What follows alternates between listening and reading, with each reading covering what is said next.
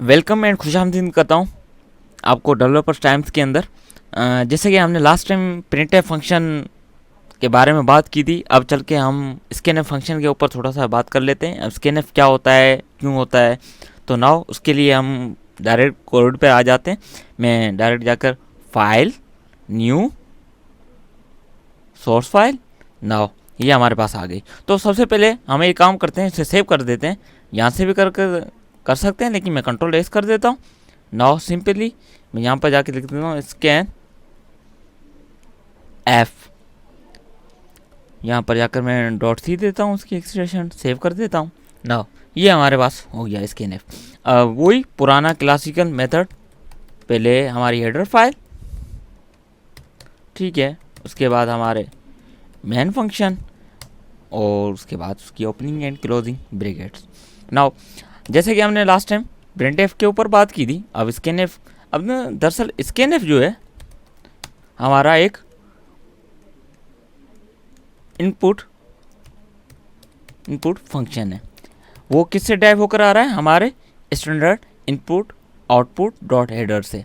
तो scanf function जब भी हम देते हैं, हमेशा याद रखिएगा स्कैनफ दिया, वही स्मॉल उसकी ब्रैकेट्स दी और इसे टर्मिनेट कर दिया और अंदर जाकर हमने सेमी कॉलन दे दिया। सेमी कॉलन के पीछे भी आगे चल के मैं आपके ऊपर इसके ऊपर बड़ी स्टोरी है वो भी डिस्कस करूँगा। तो नाउ अभी के लिए इतना ही। अब इसको हम चला के देखते हैं। कंपाइल एंड रन पर क्लिक किया मैंने, नाउ हो गया, देखें एज इट इज़। अब इसको और मज़ीद में डिटेल में जाकर बात करते हैं। तो सिंपल हमने लास्ट टाइम देखा था प्रिंटफ। अब प्रिंटफ के अंदर क्या हुआ था,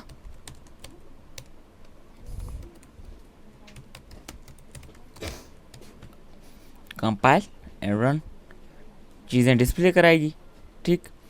अगर मैं इसके ऊपर कोई भी चीज़ प्रेस करता हूँ, नाउ अब देखिएगा, लेट अपने कीबोर्ड से कोई भी वैल्यू आप डाल के देखें। चलो मैं ए प्रेस कर रहा हूँ, देखें ऑटोमेटिक टर्मिनेट हो गया। फिर से कंपाइल रन, कोई भी चीज़ कोई भी नंबर आप डाल के देखिएगा, टर्मिनेट हो जाता है। अब लेकिन इस जगह पर हम स्कैनफ लगाकर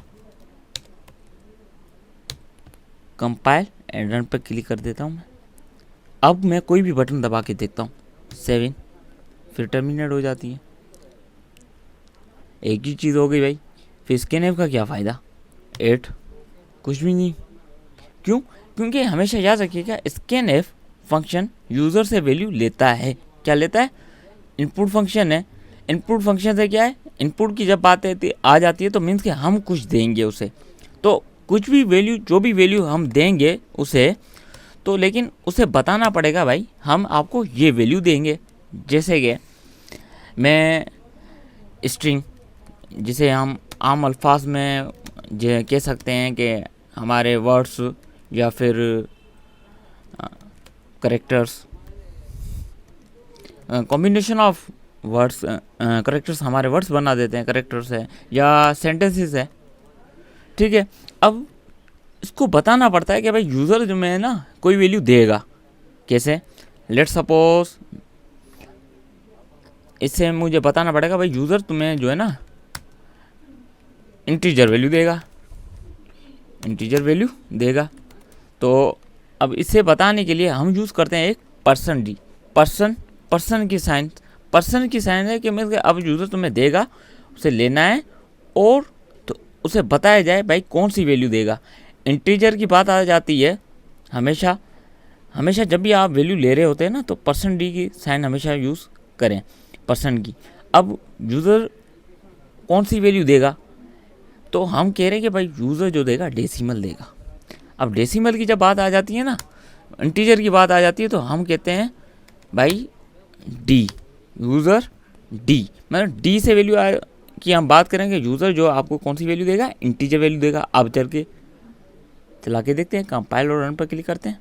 नाउ अब देखें स्क्रीन होल्ड कर रही है, ठीक है, 5, 6, 7। अब देखें स्क्रीन होल्ड कर रही है और कोई वैल्यू रख रही है अपने पास। इंटर प्रेस करता हूँ, देखें अब देखें। पहले आप देखिएगा कि कुछ भी नहीं था, कोई भी प्रेस करते थे खुद ब खुद टर्मिनेट हो जाता था, लेकिन अब स्क्रीन होल्ड कर रही है। अब फिर से एक और चीज़ मैं आपको चलाता या बताता चलूँ कि कंपाइल एंड रन पर मैंने क्लिक किया, नाउ हमारे पास आ गया। अब मैं इस जगह पर जाकर अपना नाम दे देता हूँ, कुलदीप कुमार, ठीक है भाई। लेकिन अब आप बोलें या पूछें कि भाई आपने % की बात की थी, % तो मीन्स इंटीजर, लेकिन आपने तो यहाँ पर स्ट्रिंग दे दिए, वर्ड दे दिए, करेक्टर दे दिया, यहाँ पर इंग्लिश अल्फ़ाबेट दे दिए। तो आपने ये जो है इंटीजर की बात की, लेकिन ये तो भाई इंग्लिश की पूरा आपने दो नाम, अपने नाम लिख लिया, फर्स्ट नेम और लास्ट नेम। ये क्यों हो रहा है? अब इसके पीछे क्या है कहानी है वो मैं आपको बताता चलूँ। देखें, कोई भी चीज़, इसका मतलब है कोई ना कोई चीज़ हमें ले रहा है। हमने इसे बताइए कि जो चीज़ आपको दी जा रही है वो उसको एज ए ट्रीट करो इंटीजर। क्या ट्रीट करो? मीन्स कि उससे बिहेवियर जो रखो अपना इंटीजर वैल्यू रखो। अभी बाज़ औक़ात उस वैल्यू की यूटिलाइजेशन नहीं हो रही, जब यूटिलाइजेशन होगी तब ये एरर जनरेट करके देगा कि भाई आपने तो मुझे कहा था कि उससे इंटीजर वैल्यू लेनी है, लेकिन आप जो दे रहे हो वो तो पता नहीं क्या नाम दे रहे हो, पता नहीं कोई वैल्यू और दे रहे हो, इंटीजर तो वैल्यू नहीं है। इंटीजर वैल्यू तो ऐसी होती है, आप कौन सी वैल्यू दे रहे हो? ये जब करेगा जब इस वैल्यू की यूटिलाइजेशन के ऊपर बात आएगी, ठीक है। अब थोड़ा और इसको मैं बताता चलूँ, %d की जगह खाली सी दे देता हूँ। अब सी किसके लिए होता है? इसके लिए, करेक्टर के लिए हमारे पास क्या होता है? सी होता है, छोटा सा सी। नाउ कंपाइल और रन पर क्लिक करते हैं।